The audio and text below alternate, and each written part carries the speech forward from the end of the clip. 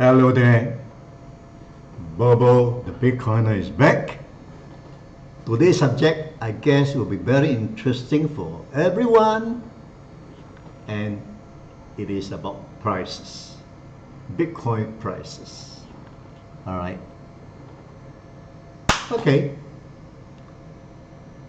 The thing is,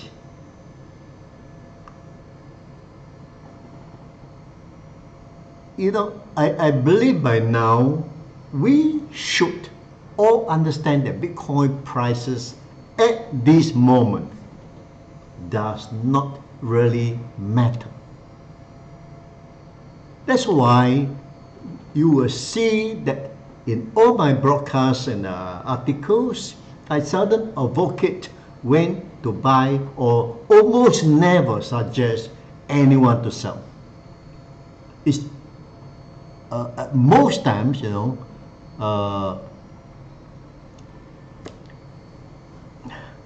will hear me saying it is about the right time to buy now.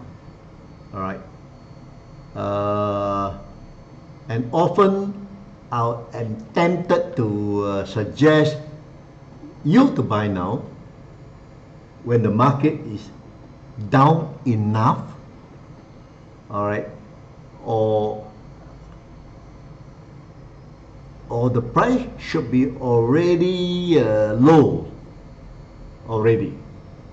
But then again, one can never know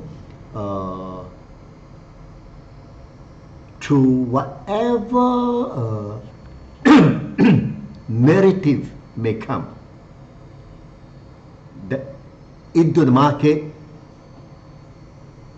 and could be whatever happening, all right? Like the Terra Luna or Fiat cases, price went down because of the collapse. Who can expect that? Or even fact, fear, uncertainty, and doubt can also cause the price to go down or sometimes goes up even. So almost on no occasion you will hear me suggest time to sell. In fact, never. Why sell when Bitcoin future is still so bright? If you understand Bitcoin as much as I do, you will realize Bitcoin is still at the growing stage, all right? Especially only 3 to 4% of the world population invested in Bitcoin so far. No matter how good a product is, 14 years of history is not good enough, especially if it involves money. It is not possible for people to make a change in just 14 short years when the fiat money was in existence for the centuries. However, the simple fact that Bitcoin started with zero value to today's $28,000 or $30,000 should have given us a clear indication of where it is going into the future. It will grow progressively as it marches forward, right? Given another 3 to 5 years, maybe 8 years, it will grow exponentially. Just bear this in mind. Being the fastest and cheapest transaction technology, even the bank is copying Bitcoin technology. Now, IMF is doing the same thing, urging central bank everywhere to adopt CBDC, central bank digital currency, which is also a Bitcoin technology. Except that they cannot decentralize the blockchain. So, how can Bitcoin technology be not any better?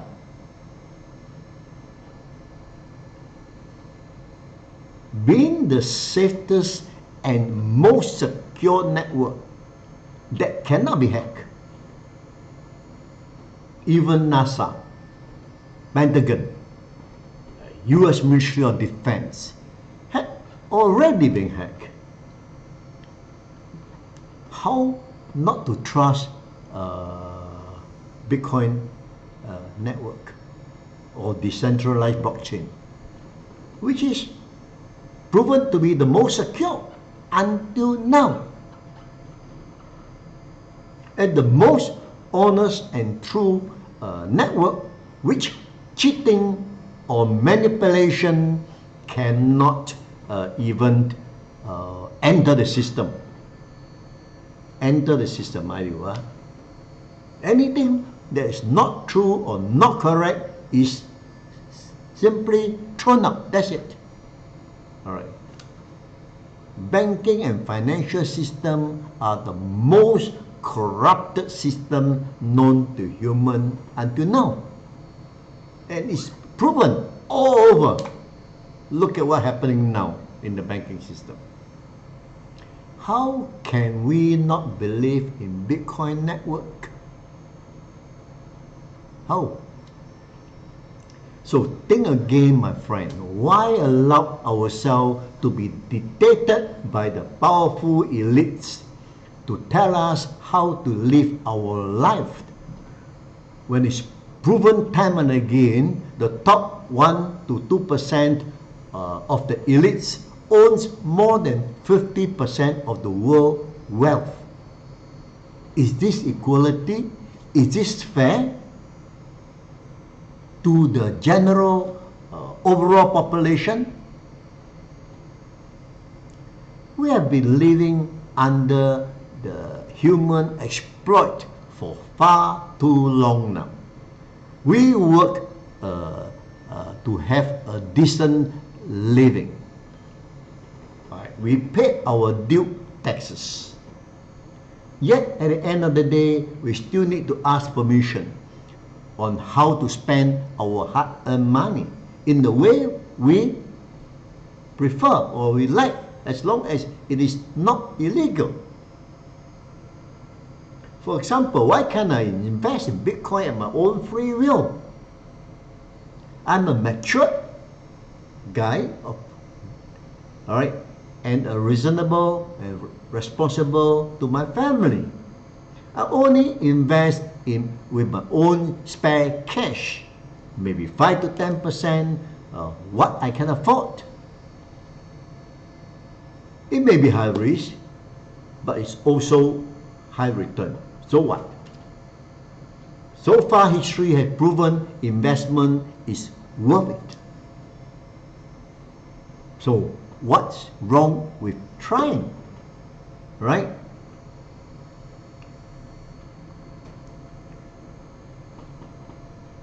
Of course, despite the government making it difficult for us to invest in Bitcoin, we can still move our way around it, right? One can still invest in Bitcoin, although the authoritarian system have been making it very difficult for us. Why go to that extent? Despite the difficulty, people are still investing in Bitcoin. I'm one of them. To me, Bitcoin is without doubt the most potential asset for the future. If you understand how young we are still in the adoption stage, when you wake up from this realization, putting 30% of your asset is not excessive. Simply because it is a growing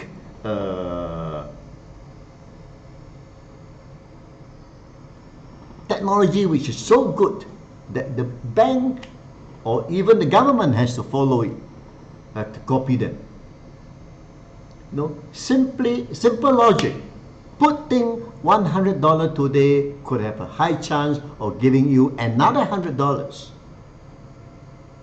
or $1,000, which is 10 times, or even $10,000, which is 100 times.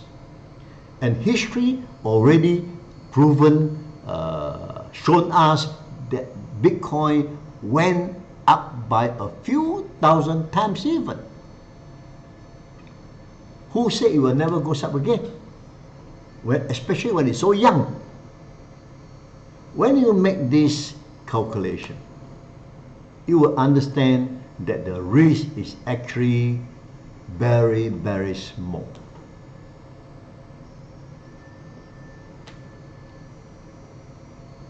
As a word of disclaimer, this is educational, not financial advice. All right? Do your own research and study before investing in Bitcoin. Hope you enjoyed today's episode. See you again. Bye-bye.